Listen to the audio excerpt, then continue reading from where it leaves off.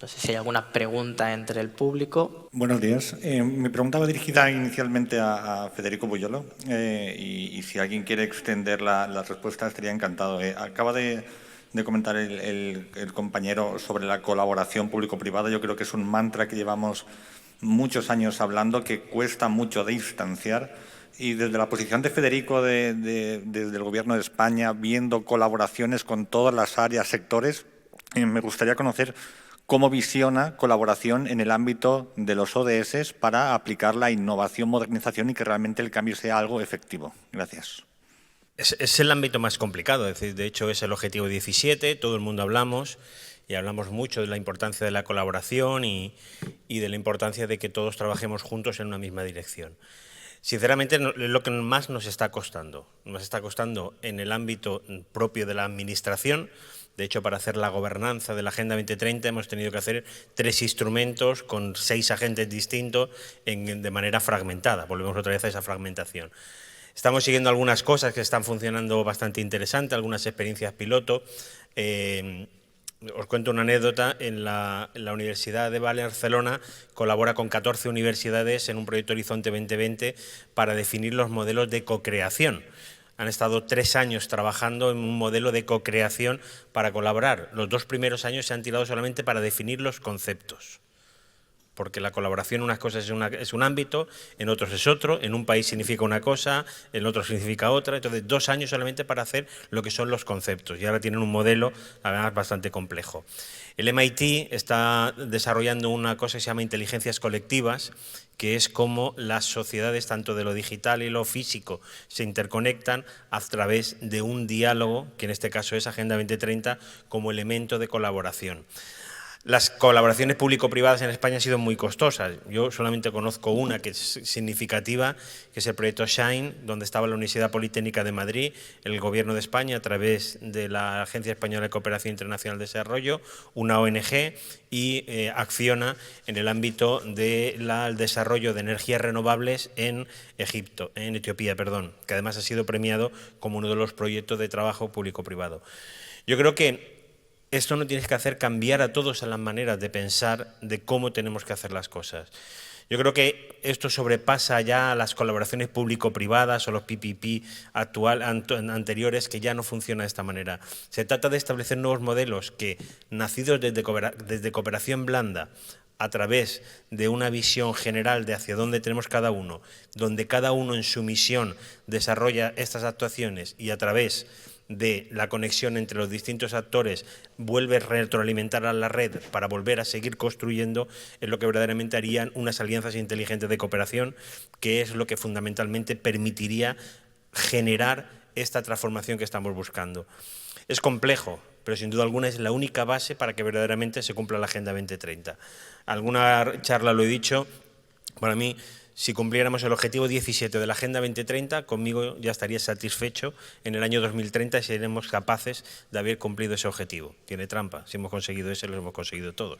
Pero bueno, este es el factor fundamental para que verdaderamente esta sea una agenda de transformación. Si no, seguiremos haciendo actividades incrementales y no estamos para hacer actividades incrementales, sino para cambios exponenciales. I just have a quick question to you. Who should drive this, the industry or the politics? Or shall we discuss this later? Eso para la siguiente mesa. Okay. Very complicated. ¿Tenemos alguna pregunta más entre el público? Tenemos una ahí. Heimo Eichmeier, Austrian Mobile Power. A question to Mr. Schilling. You mentioned the legal framework, and I think the legal framework is one of the most and the biggest barriers for innovation in Europe, at least. I had an event, I will speak on that later on, last weekend, and I heard from a guy who was developing and producing the electric drone taxis, FSCC, and he told us that in Europe it takes, in also all the smart cities, 7 years to implement smart regulation. And in other areas, world areas, 7 months. What are your experiences in the telecom? Is it similar to that? Do all the mayors need support from our side here? Do we have a need for cooperation to cut down the barriers for innovation on the base of a really smart regulatory framework to use the public space? Okay, maybe I'm not the perfect people to answer that one. But I first of all, I see it as one of the biggest challenges, but honestly, I like challenges. It's exactly what I said. What you learned is, when I started innovation in this area, everybody was speaking about this pre-legal area. I learned 2 years later that I'm stepping into the illegal area. I learned as well that law takes 8 years, and around 80% of the people who are doing laws are lawyers. I don't want to be negative about lawyers, but it is just more like, it was more like I had to feel like, how do you innovate here? And sometimes, honestly, I'm coming from a democratic country, and I'm happy to come from a democratic country.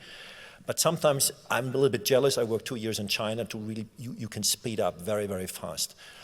And there is no clear answer who could go there. How do we sandbox? This is a key question. And sandboxing in mobility, which I think is one of your key topics, I think it is really a crucial one. For me, I try to solve it in 2 or 3 ways. First of all, if I innovate in the public pre-legal area, I try to do it with trusted people, because I just know if I start discussions about innovation in a certain area and try something out, and if I try to be secure on everything, the project is dead. I don't have so much time. So I just really start with people where I have trusted people who are willing to take a certain risk. Of course, in mobility, we cannot take this risk on the street. We are aware of that one. Secondly, I always start, we had this, I think, already in common, we start small. So I'm coming from Deutsche Telekom, which is not the Googles and the innovators of the world. So we are not very, very innovative. So said that, we are testing a lot of things with external partners, because we know we will not develop innovation by ourselves because we are too slow. And what we see in the development of smart cities in the last 20 years, 2 key things changed. First of all,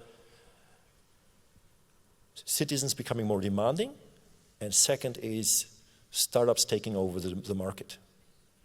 So they're driving us. And I will be never as fast as the startups.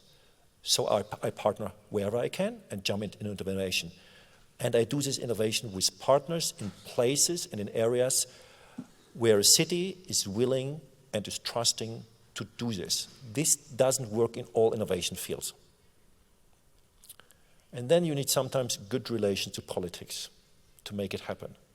But I know the argumentation. You have the best business case, a proven business case, which says this is so efficient, this is so sustainable, but you do have 5 different areas of politicians in the area, security, defense, etc., where I just said, okay, I'm lost here. It's sometimes a waste of time. And this is my personal takeaway, that I do have to decide by myself, where do I invest my time in?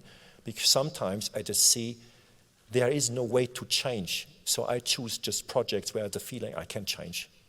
I don't know if this is the right way, but this is how. Because, I mean, smart cities, there are so many topics. We have a great momentum. Choose your projects. I don't know if it's a satisfactory answer. Yes. 1 second. Thank you. I'm also coming from Greece, which is not really an innovative country, and we experienced several types of barriers beyond the legal ones. What I would like to mention, and probably it can be discussed later, or it can be supported during the next years, is that at European level, several initiatives tried to overcome these obstacles. One of them was the recent effort, which was called the Digital Cities Challenge. And they tried to define the strengths and the visions of several cities, actually almost 50 cities. What I realized is that every city designs different things, prioritizes different things, envisions different things. So perhaps envisioning around SDGs would be a solution to how much we can innovate. Partnering at small scale and introducing pilots could be a different scenario. Thank you. Muchas gracias. Hemos agotado el tiempo, pero creo que en esta mesa de altísimo nivel hemos podido constatar el enorme compromiso del mundo local, de las ciudades, con el cumplimiento de estos objetivos de desarrollo sostenible. Nos vamos con muchísimos conceptos, con muchísimos puntos interesantes. Como comentaban varios ponentes, creo que daría para debates en las próximas mesas o incluso en eventos para varios temas concretos de las intervenciones de nuestros ponentes. Agradecerles a todos ellos su presencia hoy aquí, su participación, también a las preguntas del público, y con esto terminamos esta mesa. Muchas gracias a todos y a todas.